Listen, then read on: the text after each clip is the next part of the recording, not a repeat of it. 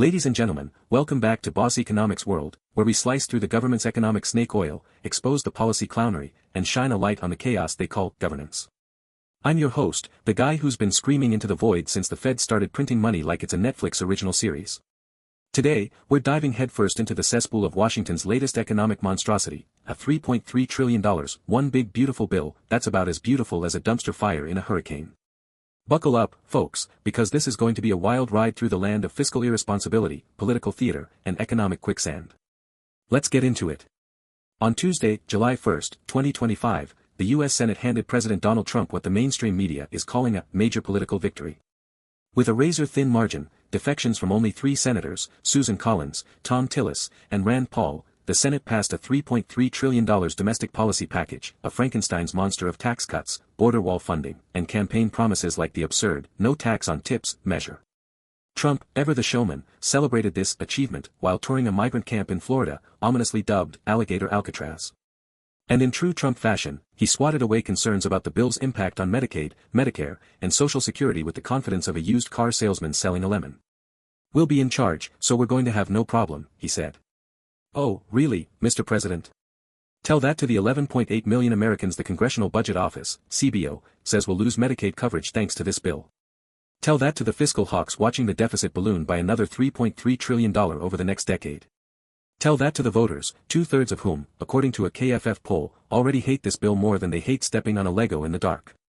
Now, before we go any further, let's take a step back and ask ourselves, how did we get here? How did a bill this toxic, this divisive, and this economically reckless make it through a Senate where Trump's party holds only a slim majority? The answer, my friends, lies in the unholy trinity of political strong-arming, voter apathy, and government mismanagement. And if you think this is just a Trump problem, think again. This is a systemic failure of a government that's been kicking the economic can down the road since the 2008 financial crisis, if not longer. So, grab your popcorn, because we're about to peel back the layers of this economic onion, and trust me, it's going to make your eyes water. Let's start with the shiny toy dangled in front of the American public, tax cuts. The bill extends Trump's first-term tax cuts for households and privately held businesses, adds a new deduction for seniors, and throws in crowd pleasers like no taxes on tips or overtime pay. Sounds great, right? Who doesn't love a little extra cash in their pocket? But here's the problem, folks, this is the economic equivalent of giving you a lollipop while someone picks your pocket. According to the Tax Policy Center, the top 1% of earners will see their after-tax income rise by 3.2% under these extended cuts, while the bottom 20% will see a measly 0.5% bump. And let's not forget, these tax cuts are permanent for corporations but temporary for individuals, expiring in 2030.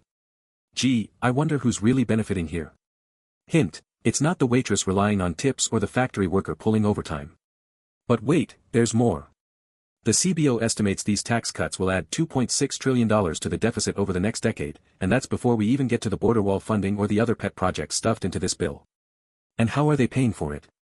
By slashing Medicaid, cutting green energy subsidies, and taxing university endowments. That's right, folks, the government is robbing Peter to pay Paul, except Peter is a low-income family on Medicaid, and Paul is a billionaire yacht owner who just got a tax break. According to the Urban Institute, the Medicaid cuts alone will push 11.8 million Americans, many of them children, elderly, or disabled, off the program by 2030. Meanwhile, the border wall, which Trump insists is fully funded under this bill, will cost an estimated $25 billion over the next 5 years, per a Department of Homeland Security report. And for what? A symbolic monument to political posturing that does nothing to address the root causes of migration or secure the economy. Now, let's talk about the elephant in the room, or should I say, the $3.3 trillion elephant stomping all over our future. The CBO's analysis of this bill is a horror story for anyone who cares about fiscal responsibility. Not only will it add $3.3 trillion to the deficit over the next decade, but it will also increase the debt-to-GDP ratio to 125% by 2035, up from 98% in 2024, according to projections from the Committee for a Responsible Federal Budget, CRFB. For context, that's higher than the debt-to-GDP ratio during World War II, and back then, we were fighting a global war, not funding tax cuts for the ultra-wealthy or building a wall in the desert. But here's the kicker, Trump and his cronies in Congress don't care. Why?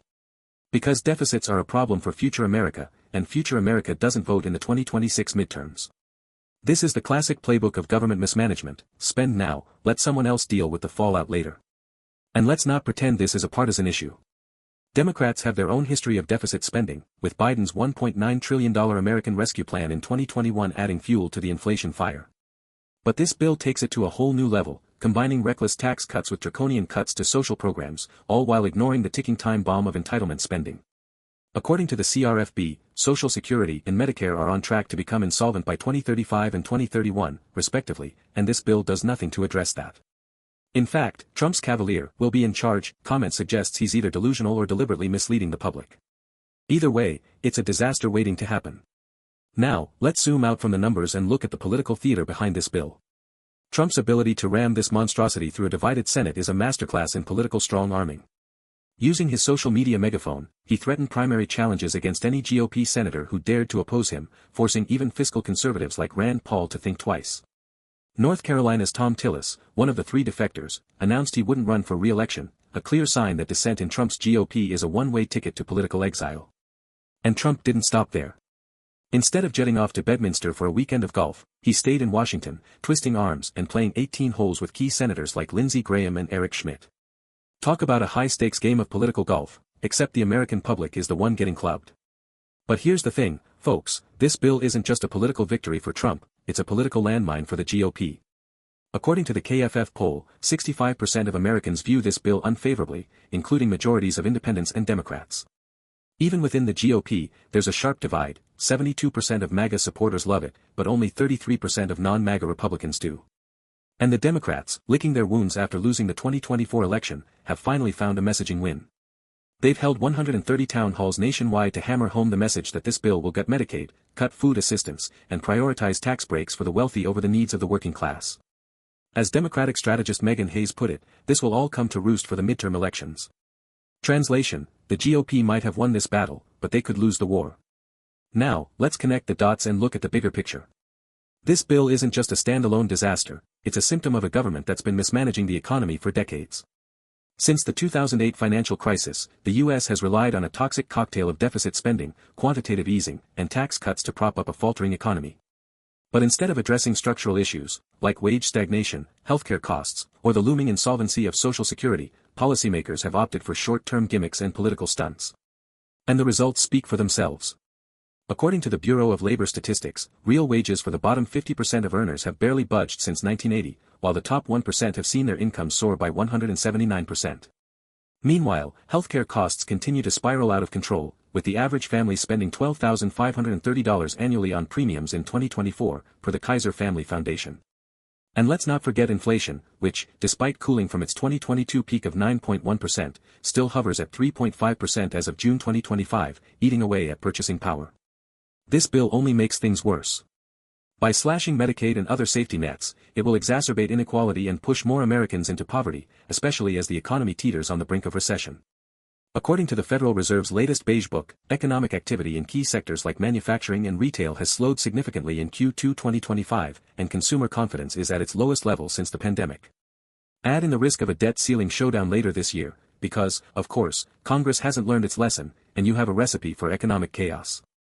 As Nobel laureate economist Joseph Stiglitz recently warned, the U.S. is sleepwalking into a fiscal crisis, and policies like this bill are pouring fuel on the fire. So, here we are, folks, staring down the barrel of a $3.3 trillion boondoggle that prioritizes political pageantry over economic sanity.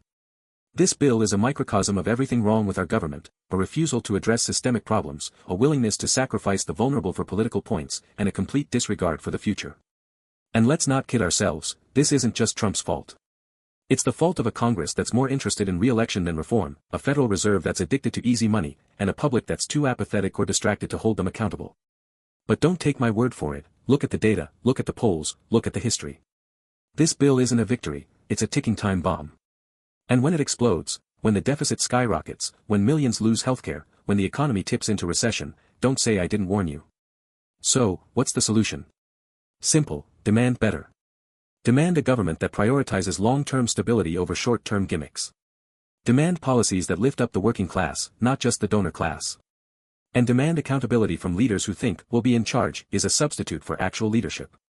Until then, keep watching Boss Economics World, because someone's got to call out the clowns running this circus. I'm out.